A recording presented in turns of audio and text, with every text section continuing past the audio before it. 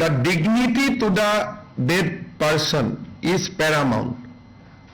কোনো dead body তেওঁলোকে মৰ্গত পইচা নিদিয়া বুলি ৰাখি থব নোৱাৰিব।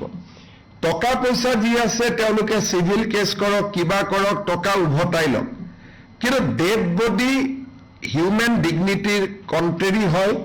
ডেড বডিটো তেওঁলোকে বন্ধকত ৰাখি থব নোৱাৰিব।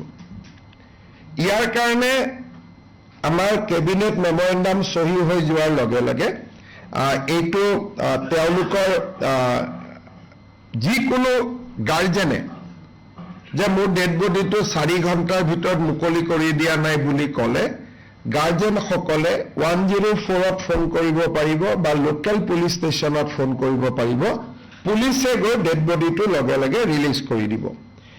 আৰু যোনে এনেকৈ ডেড বডি ৰাখি থৈ দিয়ে তেওঁলোকৰ আমি 3 পৰা 6 মাহলৈকে লাইচেন্স ছাছপেণ্ড কৰিম আৰু তেওঁলোকে 5 লাখ টকালৈকে পেনাল্টি দিব লাগিব।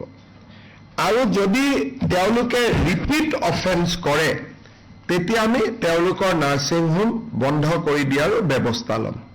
আকৌ এবাৰ মই কৈছোঁ যে মৃত শৰীৰ কোনো নাৰ্ছিং হোমে 4 ঘণ্টাতকৈ বেছি ধৰি ৰাখিব নোৱাৰিব।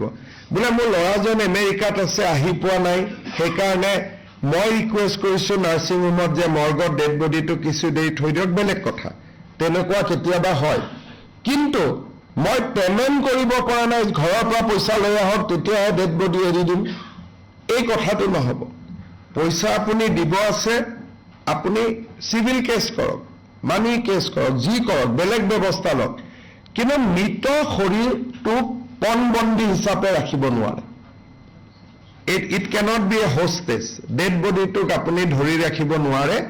এই অধিকাৰ কোনো নাৰ্ছিং হোমত ভাৰতৰ সংবিধানে বা ভাৰতৰ আইনে দিয়া নাই। সেইকাৰণে যিকোনো ব্যক্তিয়ে 104 এইটো 24/7 হেল্পলাইন থাকিব।